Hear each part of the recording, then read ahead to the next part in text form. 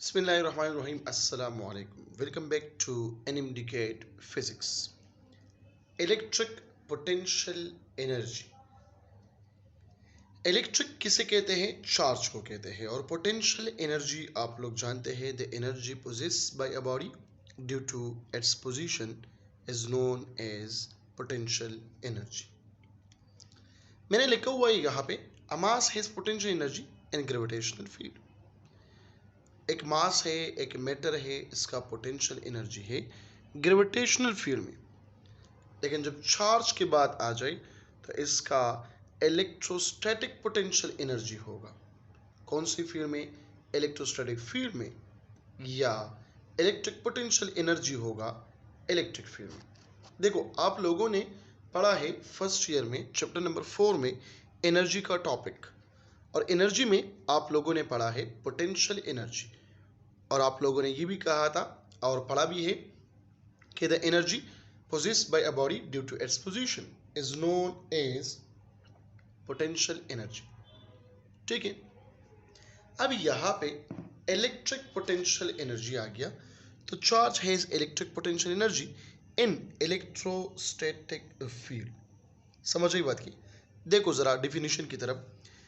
If we move a unit positive test charge from same magnitude in equilibrium against the electric field, then work is done on unit positive charge can be stored in the form of energy. That energy is known as electric potential energy। समझ गई बात की? देखो यहाँ पे जब भी आप लोगों ने देखा है कि एक बॉडी हाइयर एनर्जी शेल से लोअर पे आता है तो पोटेंशियल एनर्जी लॉस होता है, लेकिन काइनेटिक एनर्जी गेन होता है। लेकिन जब भी हम अगेंस्ट जाते हैं, इस फॉर्म में हम कोई चीज़ फेंकते हैं, तो इसमें पोटेंशियल एनर्जी स्टोर होता है। अब यहाँ पे अगर ये अगेंस्ट ग्रेविटी जाते हैं तो फिर क्या होगा? ग्रेविटेशनल फील्ड होगा। अगर ये against the electric field lines जाते हैं तो फिर क्या होगा? इलेक्ट्रिक पोटेंशियल एनर्जी होगा। अगर ये against the magnetic field lines जाते हैं तो फिर क्या होगा? मैग्नेटिक पोटेंशियल एनर्जी होगा। क्लियर होगी बात? अब देखिए यहाँ पर ये प्लस चार्ज है। अब ये प्लस चार्ज क्या है? ये हमारे पास है सोर्स चार्ज। ठीक है, इलेक्ट्रिक फील्ड लाइंस का डायरेक्शन इसके इस तरफ है। ठीक है, और यहाँ पर इन्फिनिटी पे एक टेस्ट चार्ज मौजूद है। इसको हम मूव करते हैं टूवर्ड दी प्लस चार्ज। ठीक है, अब यहाँ पे अगेंस्ट द इलेक्ट्रिक फील्ड, इस इलेक्ट्रिक फील्ड लाइंस के अगेंस्ट हम वर्क डन करते हैं। जब ये इस पॉइंट पे पहुंच गया तो इस पॉइंट पे इसका पोटेंशियल एनर्जी क्या है? U A. इस पॉइंट पे यू बी, इस पॉइंट पे यू सी। जितना ये नज़दीक आ रहा है प्लस क्यू चार्ज की तरफ, तो इसमें पोटेंशियल एनर्जी सेव होगा, इसमें पोटेंशियल एनर्जी स्टोर होगा। और उस पोटेंशियल एनर्जी को हम कौन सा पोटेंशियल एनर्जी कहते हैं? इलेक्ट्रिक पोटेंशियल एनर्जी कहते हैं। कौन सा एनर्जी कहते हैं? इलेक्ट्रिक पोटेंशियल एनर्जी कहते हैं। अब देखो यहाँ पे 3 पॉइंट मैंने मेंशन किया है, ए, बी और सी। इन तीनों में सबसे ज़्यादा एनर्जी किस पॉइंट पे होगा?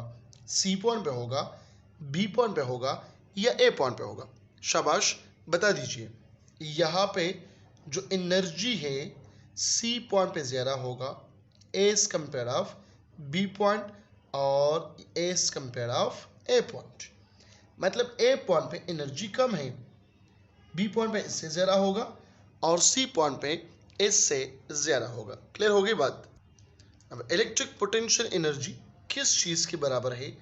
U is equal to K Q naught divided by R. अब देखो ये वर्क डन होता है, ज़रा गौर से सुने। यहाँ तक वर्क डन हो गया from infinity to point number A, तो ये पोटेंशियल एनर्जी हो गया ए। वर्क डन हो गया from infinity to point number B, ये पोटेंशियल एनर्जी हो गया यू बी।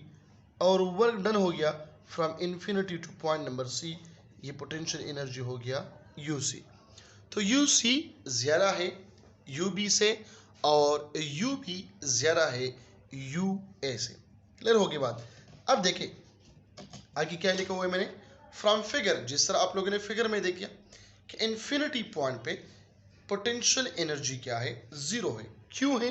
क्योंकि जब हम R की जगह इन्फिनिटी पुट करें, so anything divided by infinity which is equal to zero, potential energy zero है क्या।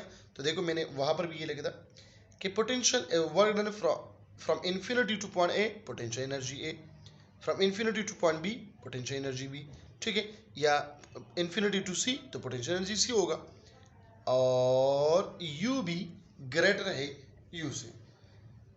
मैंने एक पॉइंट लिखवाया था लास्ट पेज पे कि potential energy are defined only for conservative field, सिर्फ और सिर्फ कंजर्वेटिव फील्ड जो है उसके लिए रिक्वायर्ड है, डिफाइंड है पोटेंशियल एनर्जी, चाहे वो ग्रेविटेशनल पोटेंशियल एनर्जी हो, चाहे वो इलेक्ट्रिक पोटेंशियल एनर्जी हो, या चाहे वो मैग्नेटिक पोटेंशियल एनर्जी हो।